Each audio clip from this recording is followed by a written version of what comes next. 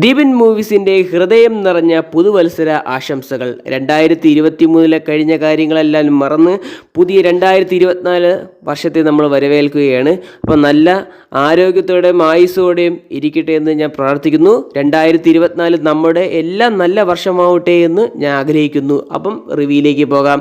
2023 September 29 Garth Edwards സംവിധാനം ചെയ്ത് theatre വഴി പുറത്തിറങ്ങിയ ചിത്രമായിരുന്നു ക്രിയേറ്റർ.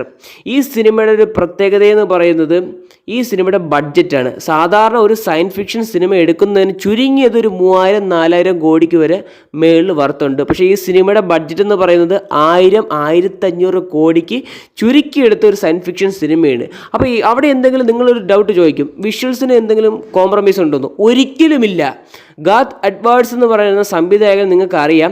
ഗോഡ്സില, സ്റ്റാർ വാർസ് റോഗ് എന്ന അതേ സംവിധായകനാണ് ഈ സിനിമ എടുത്തു വെച്ചിരിക്കുന്നത്. വിഷ്വൽ ക്വാളിറ്റി അൾട്ടിമേറ്റ് സാധനം.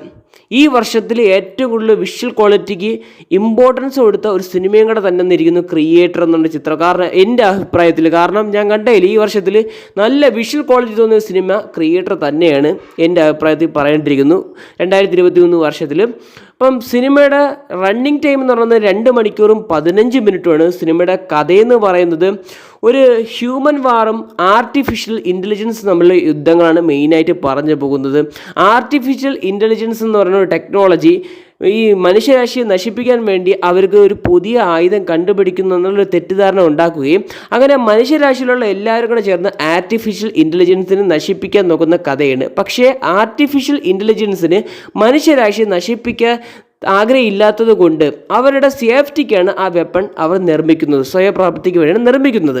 അപ്പോൾ അങ്ങനത്തുള്ള തെറ്റിദ്ധാരണ എങ്ങനെ ചെറുത്ത് നിൽക്കുന്നുള്ള കഥയൊക്കെയാണ് സിനിമയുടെ മെയിനായിട്ട് പറഞ്ഞു പോകുന്നത്. പ്രത്യേകിച്ച് എടുത്തു പറയേണ്ടത് ഇതിൻ്റെ ക്യാരക്ടേഴ്സാണ്. ഈ ജോഷിയും ആൽഫി എന്ന് പറയുന്ന 2 ക്യാരക്ടർ, ആ കുട്ടിയും ആ മെയിൻ നടനുള്ള 2 ക്യാരക്ടർ, അവർ തമ്മിൽ നല്ല ഇമോഷണൽ കണക്റ്റിംഗ് ആയിട്ടുണ്ട്. കാരണം ഒരു സ്ഥലത്ത് മാൻ കൈൻഡ് ആണെങ്കിൽ ഒരു സ്ഥലത്ത് സൈബർ പങ്കാണ്. കാരണം പകുതി ഹ്യൂമനും പകുതി റോബോട്ടിക് സംഭവങ്ങളാണ്.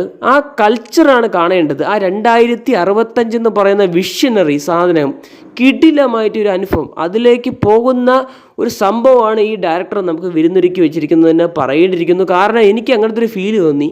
ഇത് ഏത് ലോകമെന്ന് തന്നെ, ഭൂമിയാണെന്ന് തന്നെ സംശയം എനിക്ക് തോന്നിപ്പോയി. കാരണം ഇത്രയും നല്ല പ്യൂറിസ്റ്റിക് സിനിമാറ്റിക് എക്സ്പീരിയൻസ് തരികയാണ് ഗാർത്ത് എഡ്വേർഡ്സ് എന്ന് പറയുന്ന സംവിധായകൻ ഈ സിനിമയുടെ കാഴ്ചവെച്ചിരിക്കുന്നത്. ഒരുപാട് റിവ്യൂസ് ഞാൻ കണ്ടായിരുന്നു. കാരണം ഈ സിനിമയുടെ വിഷ്വൽസ് തന്നെയാണ് ഏറ്റവും കൂടുതൽ ഇമ്പോർട്ടൻ്റ് ആയിട്ട് നിൽക്കുന്ന അൾട്ടിമേറ്റ് സാധനം. നിങ്ങൾ കണ്ടു നോക്കണം.